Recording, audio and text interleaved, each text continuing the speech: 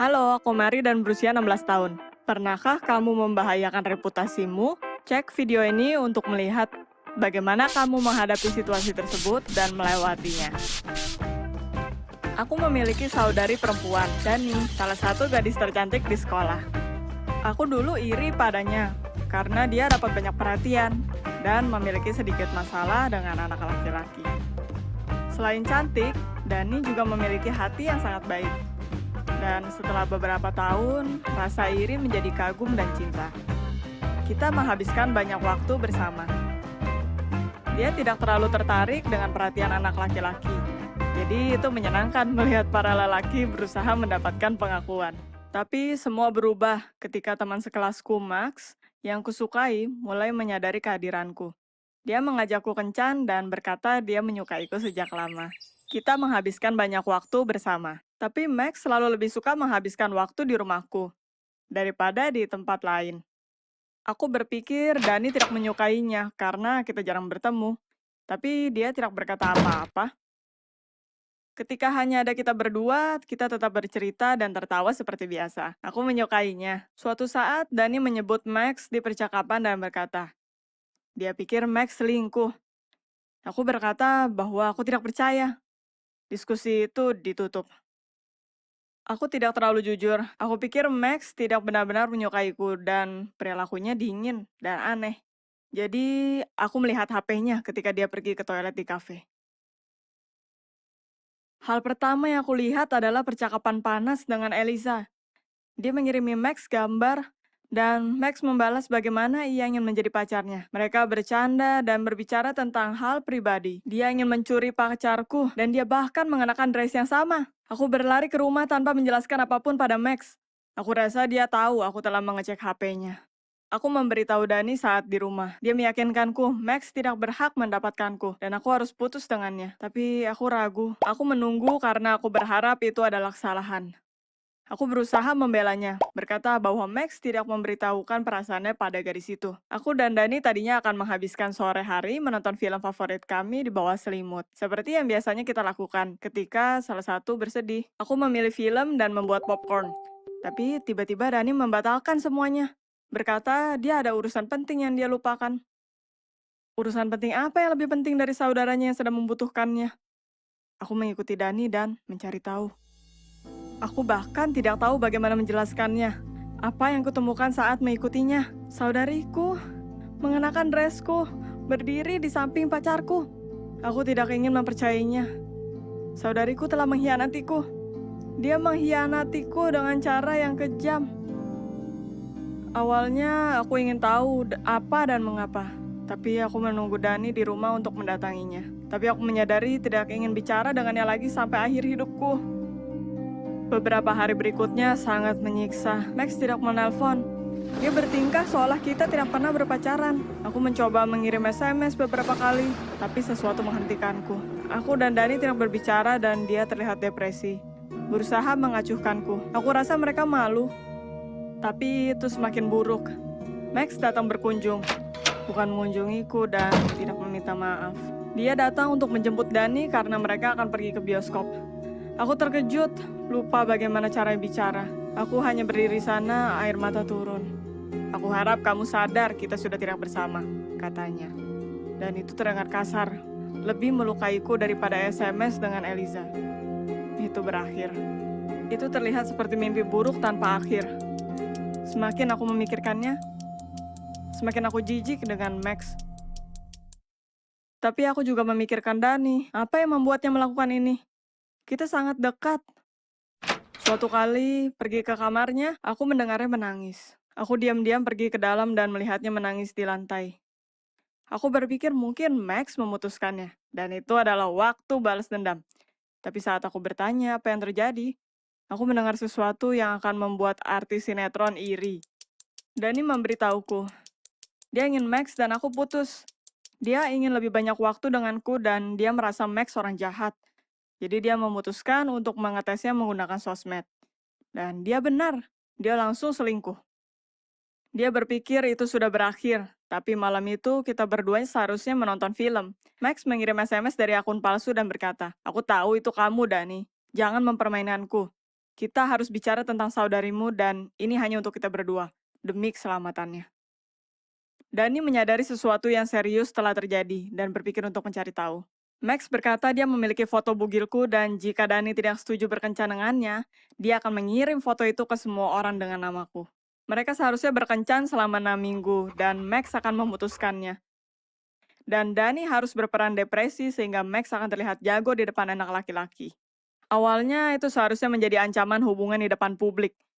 Tapi di hari aku menemukan Dani menangis, Max mencoba memaksanya. Dia berusaha lepas walaupun dengan lutut lecet dan pipi bengkak. Hubungan palsu ini menjadi tidak tertahankan dan tidak aman untuk Dani. Aku bertanya pada Dani kenapa dia tidak memberitahuku, dan dia berkata, dia tidak ingin membuatku sedih dengan cerita kotor ini, dan lebih baik aku kecewa dengannya daripada mempermalukan diriku sendiri. Aku berusaha menenangkannya dan berkata, aku tidak pernah mengirimi Max foto itu dan tidak pernah mengambilnya. Dani menangis keras menyadari dia telah ditipu. Sekarang giliranku untuk membela saudariku. Aku menceritakan semuanya ke kepala sekolah. Dia berbicara dengan orang tua Max. Max dihukum dari sekolah dan kita disarankan untuk menuntutnya. Kita lakukan dan Max diputuskan bersalah atas pengancaman dan pelecehan seksual. Kita juga mendapat perintah penahanan sampai pengadilan membuat keputusan. Aku dan Dani rasanya aman darinya. Ini pelajaran serius dari orang brengsek yang menganggap ringan cinta kedua saudari. Aku harap kalian tidak akan bertemu orang seperti Max di hidupmu. Tapi orang seperti Dani. Kalau kalian ingin lebih banyak orang melihat video ini, jangan lupa like, tekan subscribe, dan tombol lonceng supaya tidak ketinggalan video berikutnya. Hai, aku Adriana dan aku berumur 14 tahun. Pernahkah kamu menginginkan seorang adik laki-laki atau perempuan? Tapi bagaimana jika dia tidak seperti yang kalian bayangkan? Ceritaku bermula saat Alan lahir. Ibu berusaha untuk hamil sejak lama, jadi Alan adalah anak yang ditunggu-tunggu. 1,5 tahun pertama adalah waktu yang paling menyenangkan. Lalu, dokter menyadari tanda pertama dari autismus, dan ketika Alan berumur 3 tahun, ia akhirnya didiagnosa. Ibu dan ayah menangis selama beberapa hari dan teman-teman, kolega, dan relatif tidak berhenti menghibur mereka. Selama kunjungan tersebut, teman-teman menyarankan ibu dan ayah untuk membawa Alan ke klinik spesial. Aku sangat sedih. Aku mengutarakan perasaanku dan meminta mereka untuk pergi.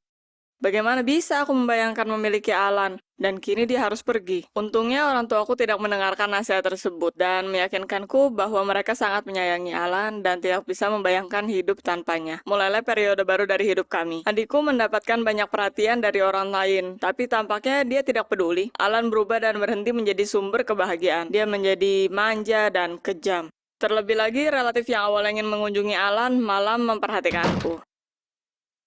Ini menjadi realita baru. Realita lainnya adalah ayah dan ibu akan mengancikan jaket Alan, dan aku dibiarkan untuk memutuskan sendiri baju apa yang ingin aku pakai. Dia mendapatkan sarapan spesial dan aku harus menuang sendiri sereal dan susuku. Dia mendapatkan semua perhatian dan ciuman dan tidak ada yang bilang kepadaku, semoga harimu menyenangkan di sekolah. Pernahkah kamu merasa seperti roda ketiga di rumahmu sendiri? Aku pernah, dan itu menyakitkan. Lalu aku memutuskan untuk bolos sekolah dan tidak mengerjakan PR. Mungkin mereka akan menyadari kehadiranku. Dan mereka menyadarinya. Orang tuaku mengomeliku karena nilaiku dan kehadiranku di sekolah. Psikolog memberitahu mereka bahwa ini adalah hasil dari ketidakdewasaanku dan aku butuh tanggung jawab lebih. Dan mereka memberikan itu. Aku ditugaskan mengantar Alan. Hebat. Aku mendapat daftar aturan yang harus dan tidak harus diikuti Alan. Aku bahkan tidak membacanya. Pada titik itu aku muak dengan perhatian untuk Alan. Dengan segera aku menyadari bahwa dia bertingkah berbeda saat bermain di luar.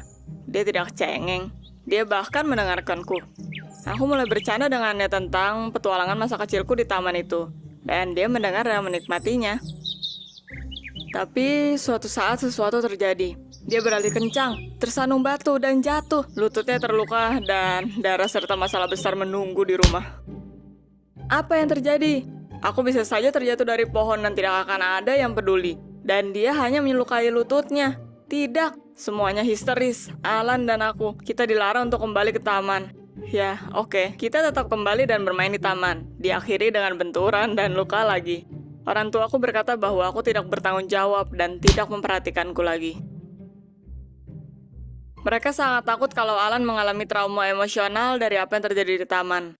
Mereka tidak akan meninggalkannya. Mereka tidak berbicara denganku untuk beberapa hari. Mereka mengacuhkanku sepenuhnya. Itu di mana aku memutuskan untuk menguji mereka dan melihat apa mereka mengingat keberadaanku. Pertama-tama aku berpikir untuk kabur dari rumah, tapi aku tidak akan selamat di jalan. Aku harus lebih cerdas. Aku bersembunyi di basement dan menunggu sampai mereka menyadari kehadiranku. Tidak ada yang menyadarinya pada beberapa jam pertama, seperti dugaanku. Yang aku dengar dari lantai atas, "Alan, jangan! Alan, kamu lapar?" Bagaimana denganku? Mungkin aku juga lapar? Beberapa jam berikutnya, aku mendengar Alan menangis tanpa henti. Orang tuaku mulai khawatir, lalu Alan mulai menangis lebih kencang dan semakin kencang. Aku mendengar ayahku berkata, "Alan, kenapa kamu memegang foto Adriana?" Dan itu saat dimana semua orang mulai mencariku.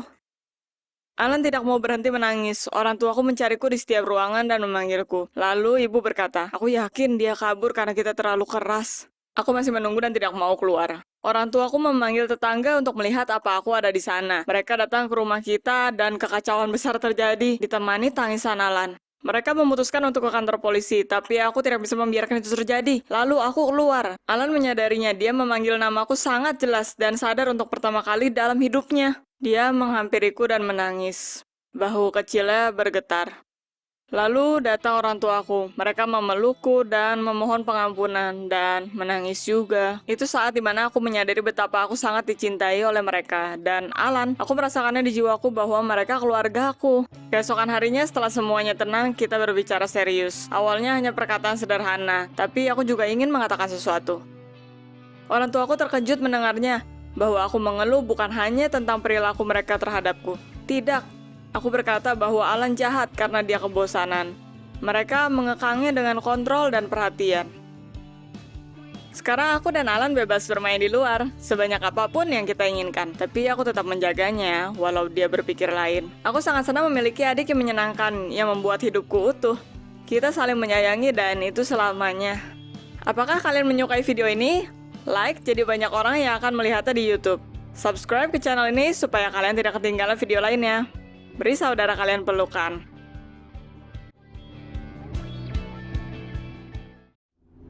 Hai, aku Abigail dan berusia 17 tahun. Pernahkah kamu harus melindungi rahasia orang lain? Aku pernah. Tonton video ini dan kamu akan menyadari terkadang ini hal terbaik yang bisa kamu lakukan. Semua berawal saat ayahku Jonathan menumbuhkan dadanya. Tidak, mari mulai dari awal. Kita memiliki keluarga besar. Orang tuaku, om, tante, sepupu. Aku memiliki beberapa adik dan satu kakak. Liburan keluarga kita berisik. Semuanya berkumpul. Itu hukumnya. Tapi Jonathan belum pulang untuk libur sejak dia kuliah 2 tahun lalu. Dia selalu memberikan alasan meyakinkan dan akhirnya ibuku berkata, "Cukup, kamu datang saat Natal atau kita akan memiliki obrolan serius." Jonathan selalu memiliki hubungan yang sulit dengan orang tuaku. Itu adalah beban anak tertua. Dia tidak seharusnya melakukan hal aneh, kasar, atau mendapat nilai jelek, karena dia adalah panutan kita semua. Dia tidak berani melawan. Kuliah telah merubahnya. Rambutnya tumbuh panjang, kuping dengan piercing, dan bahkan cara bicaranya berubah. Tahukah kamu rasanya bertemu dengan seseorang setelah lama berpisah dan tidak mengenalinya? Sejujurnya, awalnya aku malu dan tidak berani menyapanya. Di hari pertama, aku memulai percakapan dengannya.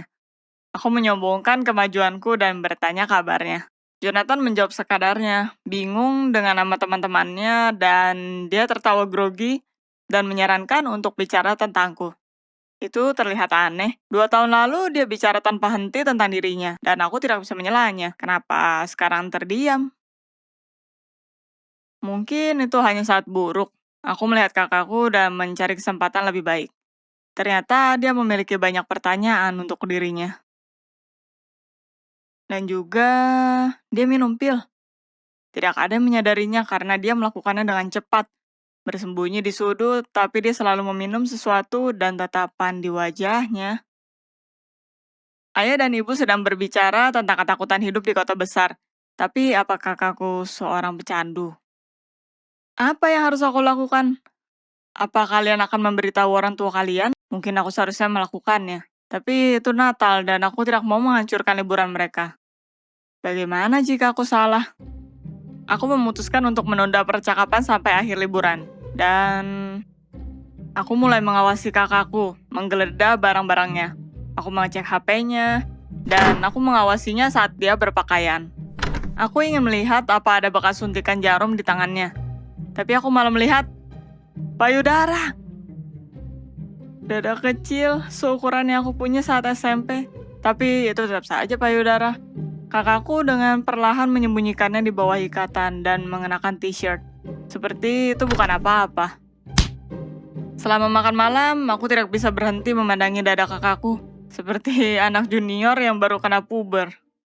Malamnya, aku segera mencari jawaban atas pertanyaanku di internet. Aku harus melewati banyak sampah dan porno, tapi akhirnya aku menemukan artikel terpercaya dari jurnal medis. Dan aku menangis ke dalam bantal di sisa malam, dan hampir tidak bisa berdiri untuk sarapan. Karena internet berkata itu adalah tumor, dan mungkin fatal. Itulah mengapa kakakku tidak menjawab pertanyaanku.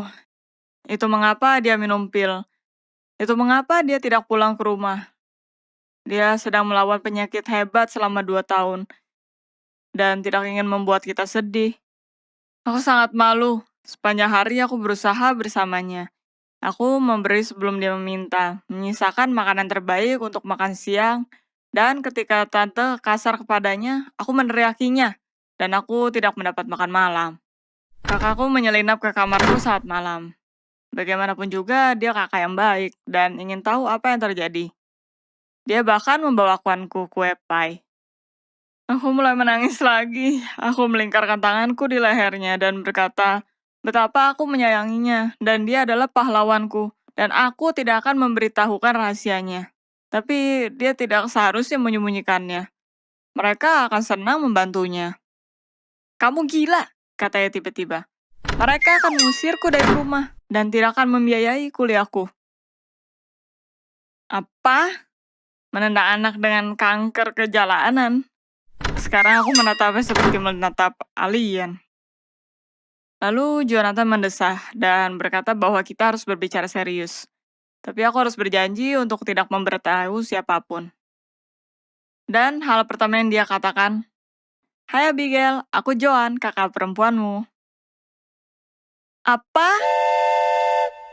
Ternyata Jonathan merasa seperti perempuan daripada laki-laki sejak SMA. Dan ketika sekolah berakhir dan Jonathan bisa berkuliah. Selamat tinggal Jonathan. Halo Joan. Joan. Aku harus mengulangi beberapa kali dan terbiasa akan hal itu. Lalu aku melihat kakakku tersenyum, kakak perempuanku, dan latihanku membuahkan hasil. Joan sangat beruntung untuk bisa kuliah di tempatnya. Tidak ada yang terkejut dengan ceritanya. Dia bukan satu-satunya trans di kampus. Dia punya banyak teman dan bahkan beberapa fans. Dan dengan uang yang disimpan dari kerja pada waktu, dia memulai kursus hormon terapi. Itu mengapa payudaranya membesar dan suaranya berubah. Pernahkah kamu mendapat berita seperti ini? Mungkin kamu atau temanmu? Beritahu kita di komentar apa reaksinya. Aku pikir aku akan bereaksi lebih buruk jika aku tidak percaya sebelumnya kalau Jonathan sekarat. Setelah itu, berita tentang Joan membuatku lega. Tapi aku sangat kesal bahwa Joan menyembunyikan semuanya dari orang tuaku. Mungkin itu bukan sebuah hadiah, tapi menendangnya dari rumah. Kita berargumen tentang itu dan aku berbaring untuk waktu lama, sampai aku mendapat ide cemerlang. Saat semua orang tidur, aku menyelinap ke pohon Natal dan meninggalkan hadiah spesial di sana. Yang harus aku lakukan adalah menunggu untuk membukanya. Sepanjang hari aku sangat senang karena aku satu-satunya yang tahu rahasia paling menarik di rumah ini. Aku bahkan memberikan petunjuk. Joan grogi setiap saat, tapi aku sangat yakin.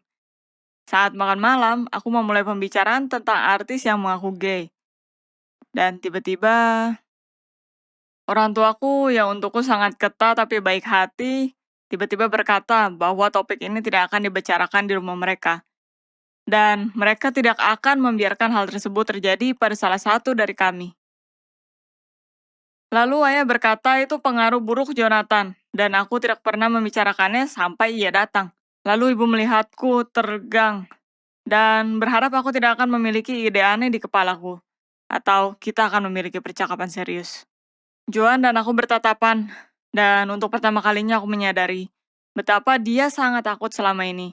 Dia tidak mau pulang ke rumah. Sepupuku berusaha untuk mengembalikan suasana dan menawarkan membuka hadiah. Anak-anak berlarian ke pohon dan aku ingat, rencana cemerlangku. Terlambat. Ibu membagikan hadiah dan dia mengambil kotak pink dari bawah pohon dan berkata, "Dari Abigail untuk Joan." Joan? Siapa Joan? Semua relatif bertatapan bingung dan Joan terlihat seakan dia akan sakit. Aku berharap setelah percakapan makan malam, Joan akan santai. Ibuku akan menemukan hadiah ini dan bertanya untuk siapa itu. Dan aku mendorong Joan dan dia akan mengaku. Dan semua orang akan berpelukan dan menangis. Tapi semua berjalan buruk. Dan sekarang ibuku melihatku seolah aku akan ditembak. Lalu aku berkata itu hadiah untuk pacar Jonathan. Ibu terpukau. Dia dan ayahku sangat takut kalau masa kuliah akan merubah Jonathan menjadi homoseksual. Dan dia punya pacar, anak baik. Rahasia Joan aman. Ketika semua orang meninggalkan meja, aku meminta maaf padanya. Dan dia membuka hadiah dan menemukan set kosmetik. Aku ingin memberikannya ke teman, tapi itu lebih berarti untuk Joan. Sekarang kakakku yakin, setidaknya satu orang di keluarga ini akan menerimanya. Mungkin orang tuaku akan menerimanya sepertiku. Atau mungkin cerita Joan akan tetap menjadi rahasia untuk mereka. Tapi aku akan mendukung kakakku dan aku memutuskan untuk pergi ke kampus yang sama. Dan kita akan berdiri bersama.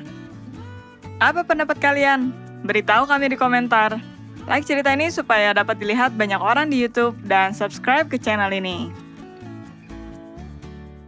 Hai, aku Izra dan aku tidak dapat mengingat apapun yang terjadi sebelum kecelakaan. Pernahkah kamu merasa seperti bukan dirimu? Bahwa semua di sekitarmu buatan dan palsu? Bahwa orang di sekitarmu membohongimu? Ini adalah hidupku sekarang. Tonton video ini sampai akhir dan kamu akan lihat bagaimana sulitnya jika kamu tidak yakin siapa dirimu sebenarnya. Aku hanya yakin akan beberapa hal. Aku tahu bahwa aku berumur 23 tahun dan orang tuaku sudah meninggal. Ini ditegaskan oleh surat-surat yang aku baca sendiri. Aku tidak ingat sedikit pun tentang ayah dan ibuku, bahkan tidak ulang tahun pertamaku.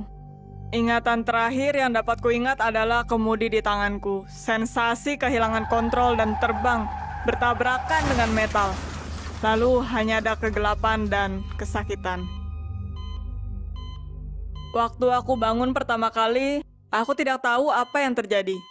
Aku merasa tubuhku bukanlah tubuhku. Aku tidak mengerti apa yang terjadi.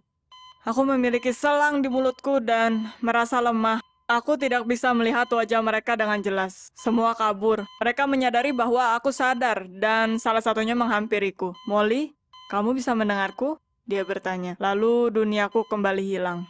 Kedua kalinya aku bangun, tidak ada alat medis di sekitarku lagi. Seorang lelaki yang aku tidak kenal duduk di sampingku, memegang tanganku. "Isra sayang," katanya. "Akhirnya kamu sadar." "Siapa kamu?" tanyaku. "Aku Trevor, suamimu," jawabnya. "Tapi aku tidak ingat telah menikah. Aku melihat lelaki ini untuk pertama kali.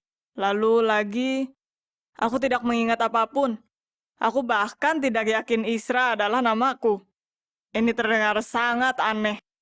Aku terluka parah pada kecelakaan. Penyembuhan berjalan lama. Dokter berkata karena beberapa benturan, kehilangan memori adalah hal normal dan kita tidak perlu kaget. Trevor datang melihatku keesokan harinya, membawakan foto, kita berbicara tentang masa laluku, tapi aku tetap tidak mengingat apapun. Itu sangat menyedihkan. Trevor bertahan dan mendukungku semasa rehabilitasi. Tapi nama itu Molly, itu menghantuiku. Dan entah kenapa aku tidak berani menanyakannya pada Trevor. Setelah aku berhasil sembuh, polisi datang padaku. Mereka menyelidiki kecelakaanku. Mereka mencurigai kecelakaan itu direncanakan. Dan ada satu orang lagi yang ditemukan di tempat kejadian.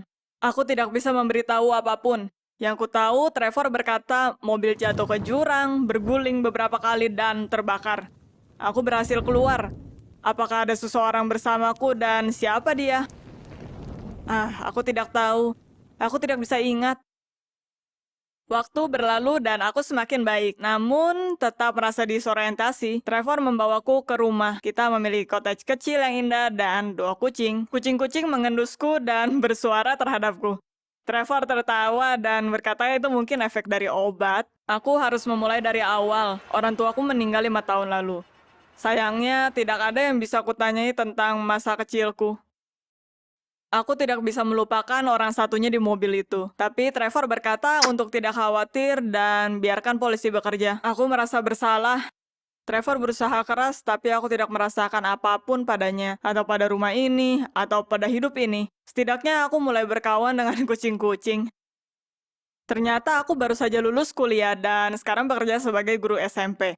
Dokter menyarankan supaya aku kembali ke kehidupan normal sesegera mungkin untuk membawa ingatanku kembali. Pengurus sekolah ingin membantuku. Kelas diajar oleh guru pengganti, tapi aku datang ke kelas, berbicara pada anak-anak, membaca kurikulum akademis. Apakah aku menulis pelan pelajaran itu dengan tanganku? Apakah aku menilai anak-anak menyenangkan ini? Kepalaku berputar. Salah satu muridku bertanya, bagaimana kabar saudara kembarku? Aku terkejut. Anak perempuan itu berkata, dia melihatku sebelum kecelakaan di kota lain dengan saudara kembarku. Kita makan di kafe dan berdebat. Aku bertanya pada Trevor apa aku mempunyai saudara perempuan. Dia berkata tidak. Aku mulai kesal. Seiring waktu berjalan, aku baik-baik saja. Ingatanku masih terkunci, tapi aku mendapatkan ingatan baru. Bersama Trevor dan kucing kami, kita merayakan ulang tahunku yang ke-24. Kita mulai berkencan, aku menyadari bahwa itu adalah awal jatuh cinta dengan suamiku. Aku mungkin tidak akan pernah mendapatkan masa laluku kembali, tapi itu tidak berarti bahwa aku harus menyerah. Itu tidak berarti aku tidak bisa memulai dari awal, ya kan? Lalu suatu hari, Trevor pergi kerja beberapa hari. Lelaki dengan bunga menemuiku setelah sekolah. "Molly," dia berteriak. "Kamu tidak mengenalku? Aku Dick, suamimu." Aku ketakutan. Siapa lelaki gila ini? Tapi mukanya familiar. Aku mengenalnya di suatu tempat. Dan bunga di tangannya, bunga daisy, ada sesuatu di baliknya. Aku mendapatkan sakit kepala hebat. Aku terpapar dan orang asing itu, Dick, memegangku dan membawaku ke kursi. Dia berkata terus bahwa aku adalah Molly, istri tercintanya. Trevor tidak membiarkan kita bertemu karena dia tahu aku akan mengingat segalanya. Aku bingung. Mungkinkah Trevor membohongiku selama ini? Tapi kenapa? Dick berkata bahwa aku mendapat warisan dari tanteku. Dan Trevor ingin memiliki uangku. Aku tidak bisa percaya. Bagaimana Trevor yang penyayang bisa melakukan hal itu? Aku merasa aku tidak bisa mempercayai siapapun, tidak Trevor atau Dick. Bahkan jika wajahnya membawa ingatan, aku tidak tahu apa yang harus kulakukan. Aku bertanya pada Dick untuk membawaku ke rumah tinggalku. Dick tidak senang, tapi menurut. Malam hari, aku bermimpi dan melihat diriku menangis dikelilingi Daisy. Apakah itu aku? Molly? Siapakah aku? Apa aku benar Molly? Atau Isra? Pernahkah kamu melihat cermin dan bertanya, siapakah kamu? Pagi harinya aku bangun dan ingin mencari tahu apa yang terjadi. Aku melihat foto-foto lama, berharap ingatanku kembali. Tapi itu tidak membantu. Lalu aku pergi ke mobil dan menyetir ke kota lain, tempat di mana muridku melihatku sebelum kecelakaan. Aku menemukan kafe itu, memesan kopi, dan mulai melihat ke jendela. Tampaknya itu memancing ingatanku. Tempat ini tidak asing untukku. "Oh, Molly," pemilik kafe memanggilku. "Kamu belum kembali ke sini sejak lama." Kita mulai mengobrol. Aku berkata padanya bahwa aku mengalami kecelakaan dan kehilangan ingatan. Dan dia berkata bahwa aku pernah tinggal di kota ini. Aku sering datang untuk minum kopi di sini, dan aku tidak punya suami. "Bagaimana dengan Dick?" tanyaku. "Dick?" Ibu tua itu menaikkan alisnya. "Ya ampun sayang, bagaimana bajingan itu menemukanmu?" Kembali kepalaku sakit. Ibu tua itu berkata bahwa pertama kalinya aku ke kafe ini dan memintanya untuk menyembunyikanku dari lelaki yang marah padaku. Kepalaku semakin sakit. "Dan bagaimana dengan saudara perempuanku?" aku bertanya. "Aku tidak gila." Ibu tua itu berkata aku mempunyai saudara perempuan.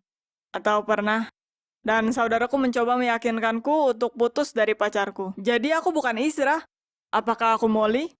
Mungkinkah Trevor telah keliru?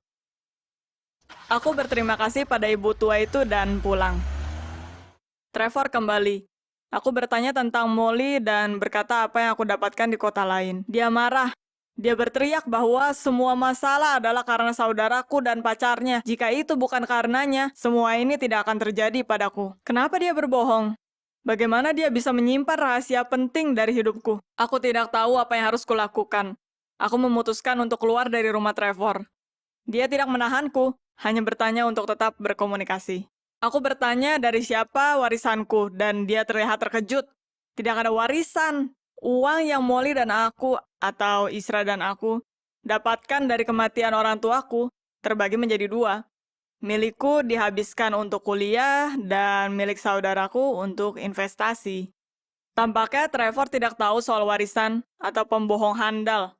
Aku tidak bisa mempercayainya lagi. Aku tinggal sendiri selama beberapa minggu. Aku mulai mengingat masa kecilku, orang tuaku, tapi saudara perempuanku dan aku selalu bersama. Aku tidak bisa bilang apakah aku Molly atau Isra. Dick berusaha untuk menjemputku lagi setelah sekolah usai. Aku berkata padanya untuk pergi dan mengancam untuk menghubungi polisi. Dia marah dan berkata aku akan menyesalinya. Beberapa hari kemudian rem mobilku blong. Aku hampir mengalami kecelakaan lagi. Untungnya selamat karena airbag. Aku kehilangan kesadaran. Aku terbangun di rumah sakit, tapi kini aku mengingat segalanya. Aku Isra. Hari itu aku menjemput saudaraku dari kota lain. Walaupun Trevor tidak mau dia tinggal bersama kita. Dia takut dengan Dick yang mengikuti saudaraku akan mengancamku. Kenalan jauh kami meninggal dan meninggalkan saudaraku dan aku warisan kecil. Aku memberikan bagianku pada Molly sehingga dia bisa meninggalkan kota dan memulai hidup baru. Dan aku tidak menceritakan Trevor tentang hal itu. Aku tahu dia akan kesal. Aku mengantar saudaraku pulang dan remku blong. Dan terjadilah kecelakaan itu. Dick tertangkap, dia orang yang merusak remku di peristiwa itu. Trevor tidak mau memberitahu soal saudaraku. Dia takut aku akan menghadapi Dick sendiri. Atau mungkin menyalahkannya atas kematian saudaraku. Aku membutuhkan waktu lama untuk memaafkan Trevor dan rahasianya. Tapi akhirnya kita baikan. Terkadang aku masih bertanya-tanya, bagaimana kalau aku bukan Isra, tapi Molly? Tapi aku rasa aku tidak pernah 100% yakin dengan diriku lagi. Siapa yang akan kamu percaya jika kamu kehilangan ingatan? Beritahu kita di komentar. Jika kamu menikmati cerita ini, like dan YouTube akan menunjukkannya pada orang lain. Subscribe ke channel ini supaya tidak ketinggalan cerita menarik lainnya. Hai, aku Claire dan berumur 16 tahun. Pernahkah kamu keliru tentang seseorang?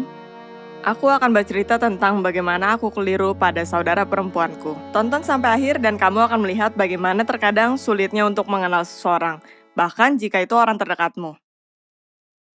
Keluargaku biasa-biasa saja. Ibu adalah ibu rumah tangga, ayah bekerja sebagai polisi.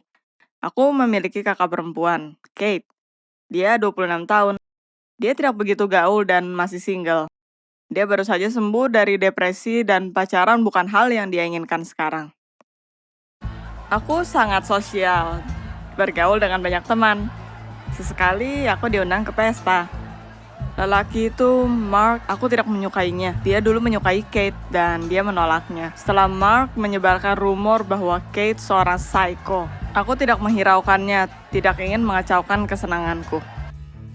Kita loncat ke kolam renang, itu luar biasa. Tapi lalu Mark berkata, kita tidak seharusnya berenang di situ karena sesuatu buruk yang terjadi di situ 10 tahun lalu. Aku mengira dia hanya bercanda seperti biasanya. Dia terlihat terluka dan berkata, jika aku tidak mempercayainya, aku bisa bertanya pada kakakku karena dia... Lalu dia terdiam. Aku bingung. Beberapa anak mulai berbisik. Beberapa sepertinya tahu tentang kakakku. Aku tidak mengerti apa yang terjadi. Kesenanganku terganggu, jadi aku pulang, berusaha untuk tidak memikirkannya. Keesokan harinya aku bertanya santai pada Kate tentang rumah dengan kolam renang dan apa yang terjadi 10 tahun lalu. Dia memucat dan berkata dia tidak pernah ada di sana dan tidak tahu apapun. Aku curiga dan kebingungan. Pernahkah kamu berpikir relatifmu mungkin berbohong? Tulis cerita kalian di komentar. Aku menemukan artikel di internet tentang rumah itu dan terkejut.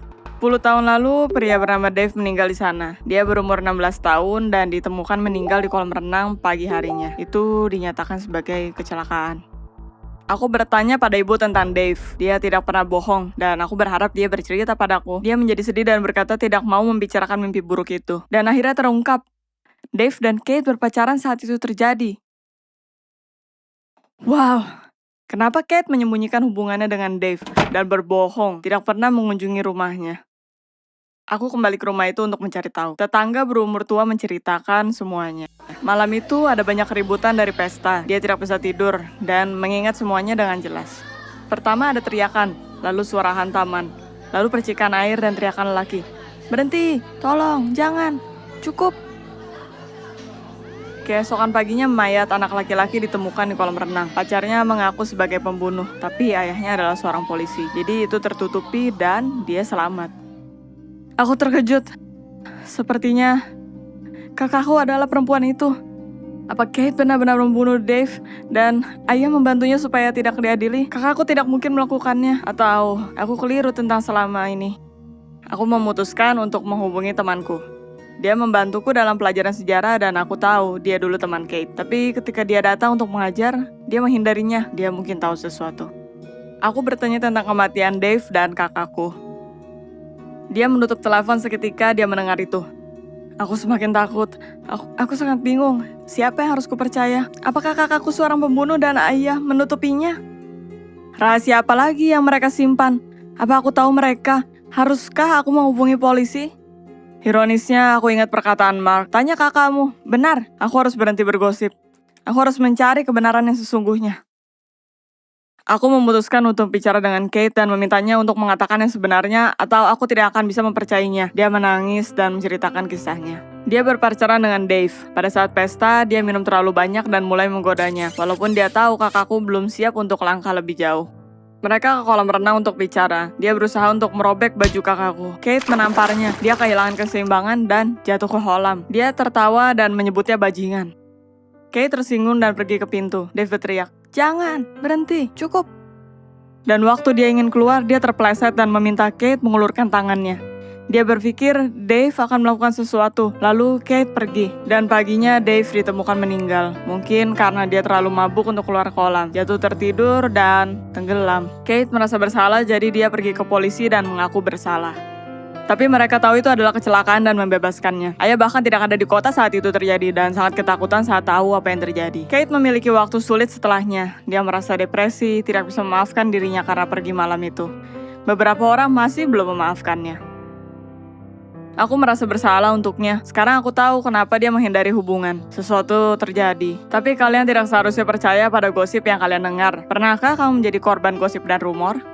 Like cerita ini supaya banyak orang yang melihatnya di YouTube. Subscribe ke channel kita untuk video baru lainnya. Selalu percaya dengan orang yang kalian cintai.